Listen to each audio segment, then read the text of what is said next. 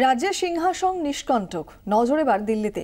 21শে জুলাইয়ের মঞ্চ থেকে লক্ষ্য স্পষ্ট করে দিলেন মমতা বন্দ্যোপাধ্যায়। দলীয় নেতাদের বক্তৃতাতেও চলো দিল্লি। মানুষের জোট করেও হারাতে পারেনি বিরোধীরা। আসন আর ভোট আরো বাড়িয়ে ক্ষমতায় ফিরিয়েছেন। অশ্বমেধের ঘোড়া এবার ছোটাতে চান রাজ্যের বাইরেও।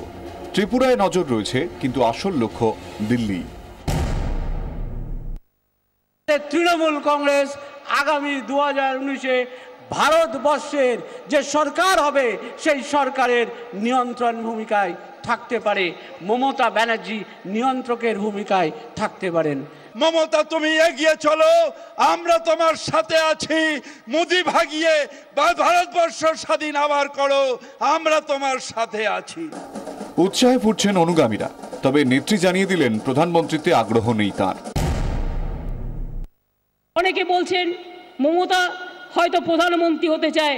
না না, আমি বাংলার মাটিতে ছোট্ট কুড়ে ঘরে থেকে ভালো থাকতে চাই। কেন এই কথা বললেন? জাতীয় রাজনীতিতে এখনো প্রধান বিরোধী দলের জায়গা নিতে পারেনি তৃণমূল।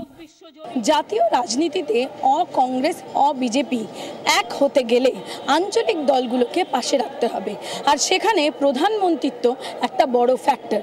তিনি প্রধানমন্ত্রী হতে চান না, একেবারে সুচারু রাজনীতিবিদের মতো এই কথা বলে তাদের প্রতিও একটা বার্তা দেওয়া হলো 2019-এর জন্য। তাই নীতিশ কুমারের শপথ গ্রহণ হোক বা রেড রোডের নিজের শপথ, জোট বার্তা দিয়ে বারবার লালু নীতিশ কেজরিদের সাহায্যের আশ্বাস দিয়েছেন তৃণমূল নেত্রী। আমি চাই আমাদের বন্ধু যারা আসবেন তাদের এগিয়ে দিয়ে আমি তাদের সাহায্য করব। রিজিওনাল পার্টিরা স্ট্রং হোক, ফেডারেল স্ট্রাকচার স্ট্রং হোক, এটা আমি সব সময় চাই।